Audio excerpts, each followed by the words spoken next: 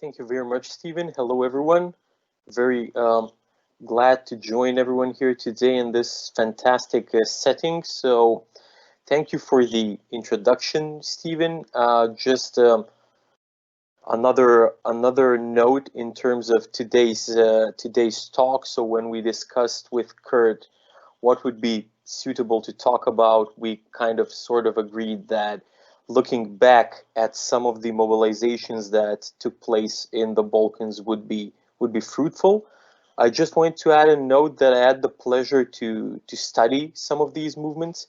Technically, my PhD is in political sociology, and I worked on policy outcomes of social movements, focusing on three mobilizations, three separate waves of mobilization. One in Bosnia and Herzegovina, the famous 2014 anti-governmental protests. Then the first wave out of the three, very important, in Bulgaria, that happened in the winter of early 2013. And then the mobilizations that took place in Macedonia, today's North Macedonia, at mid 2015 and throughout 2016. In terms of failures, breakthroughs, I would like first to underline that very often in social movement studies, failures and breakthroughs are somewhat intertwined. Basically, many times what looks as a complete failure after some time turns up to have some positive elements as well. And I would like to draw the attention to the recent past of, for example, Bosnia and Herzegovina, where the results in the local elections have some connection to what happened 6 years ago, or what started happening 6 years ago.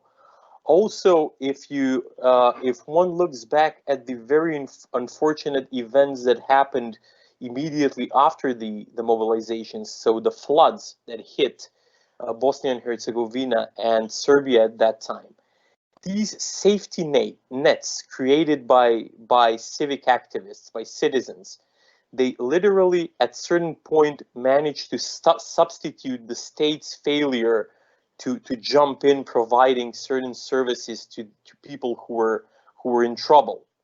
While, for example, at other times, what seems like a breakthrough might end up being a complete failure. And I would here like to draw to the case of North Macedonia, where many people were very, very big optimists at the beginning when Gruevski fell from power, and there was much hope based on the new government that incorporated a lot of people who were engaged in this democratization movement. But in the end, many events led to disappointment. So the new government that came to power was not as democratic, open, as progressive as promised. The Special Prosecution Office, which was supposed to be the cornerstone of reinstituting justice, ended up to be completely disqualified due to the behavior of the chief special public prosecutor.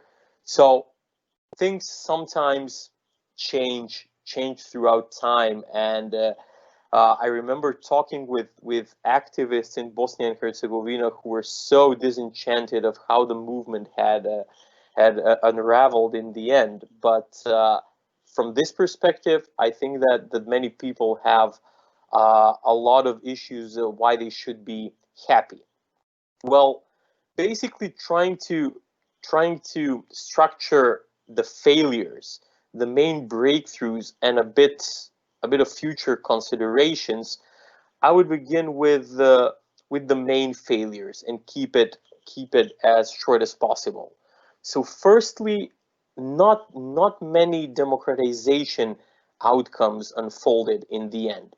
So expectations were big everywhere throughout the Balkans, from Maribor to Athens, basically, but not much happened in terms of democratization. One might say that maybe some baby steps in some areas had been made in North Macedonia, but there's still a lot to be done here. On the positive note, I would underline probably the greater media freedom, less authoritarian pressure over individuals, not like-minded individuals, some independent media, but at a certain point when this government is going to sense that they're going to go in decline, I believe that that might change as well, and that we might once again see some familiar, unfortunate patterns that we have witnessed in the past. Another issue is technically the inability of the movements to better channel their claims, but also to better articulate their targets. And this is very common when speaking of social movements. You have different backgrounds, different cognitive and value backgrounds, different ideas why one would want to take the street or not. Who is the main target when one comes out to protest? Someone think it's the government, the other one think it's the big business, the capital. Third might think that it's a certain pro-governmental media outlet. So it's very difficult to find understanding. Then another issue that I've talked a lot about in the past, but it's kind of my thoughts to it and go back and forth all the time. Similar as the title of this set of panel is. Basically, the cooperation between social movements and established mainstream political parties with certain ideological backgrounds. Some years ago, I argued that change of government in the Balkans would be impossible, a bottom-up change, if mainstream political parties are not involved. And probably this might still hold true. But then there is no other way that this marriage will end up only but with a divorce. Because ultimately, social movement activists will become disappointed from the people they helped come into power, or the allies they had while trying to remove less democratic settings, establishments from power. So this is a very tricky question that needs a lot of more thinking around. And still, I believe that in the worst case scenarios in the Balkans, and I personally see Serbia to be this hardcore autocratic regime currently, but Dobrica will speak more about this. I will not going to get into his field. Still, in these certain settings, better cooperation can probably result with some progress being made in terms of removing Vučić and his friends from power. Then the lack of visibility and ability to penetrate mainstream media is one of the traditional problems of social movements, and the Balkans are not any different. Basically, what activists do is they lean too much on social media and alternative channels of communication, but not always are mainstream media closed and unwilling to listen to what activists have to say. So if better strategies are developed, it is possible, and both evidence-based research and practice have shown that it is possible to penetrate mainstream media if you become catchy enough and organized enough. Then, again, one of the traditional problems is the inability, or basically, as we like to call them today, failures, is the inability to enter the policy arena more frequently.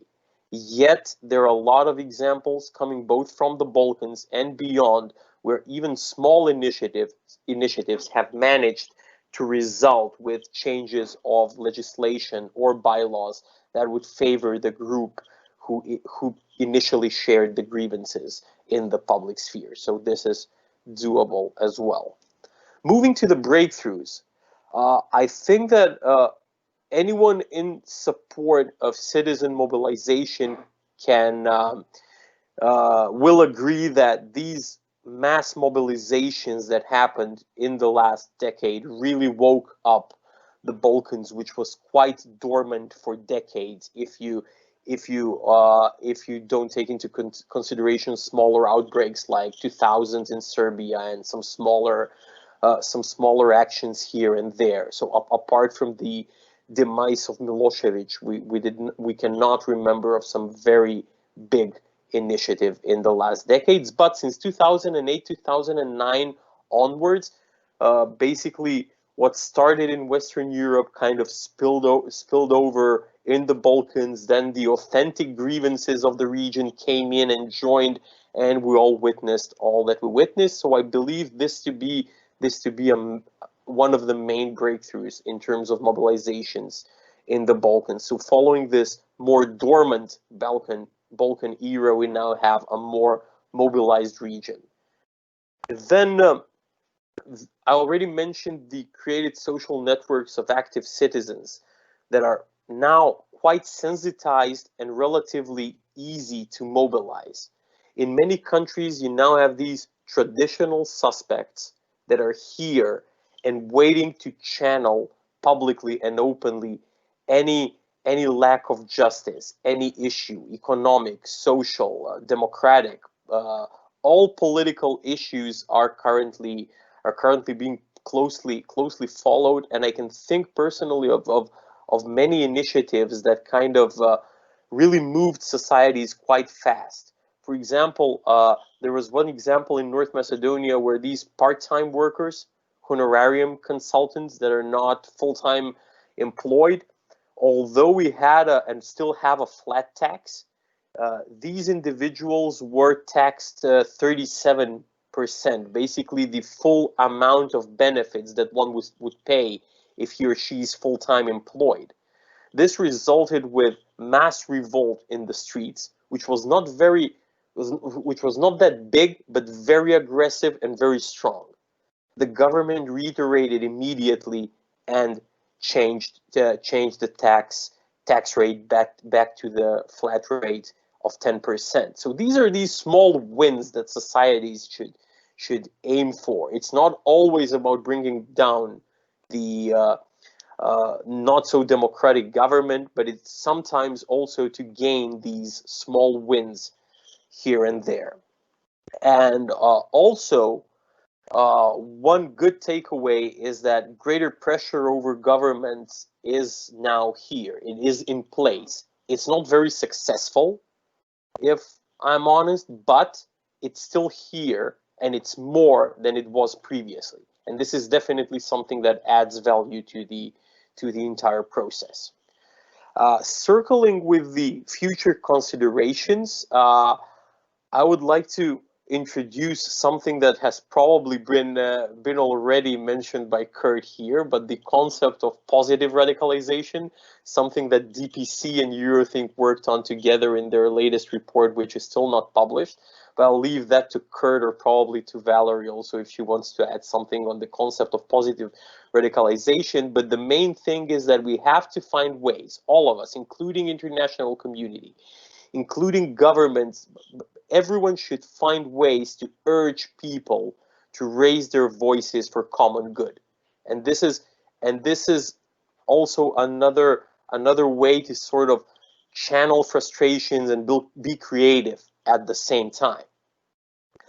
Then one of the challenges would be how to prevent or counter right-wing nationalist movements, because we see that they're on the high, not just here, but especially in Western Europe. And as we have, and hopefully as we're going to have more democratic or progressive governments in power, it's very likely that we're going to witness much more right-wing mobilizations. So a strategy here is needed as well. Then something that comes natural after that is, again, how to further strengthen or empower progressive social movements that have been active in the past decade. So thank you very much. I'm going to stop here, not abuse much of the time, and engage later in the discussion. Thank you very much. Giving the floor back to Stephen. Thank you.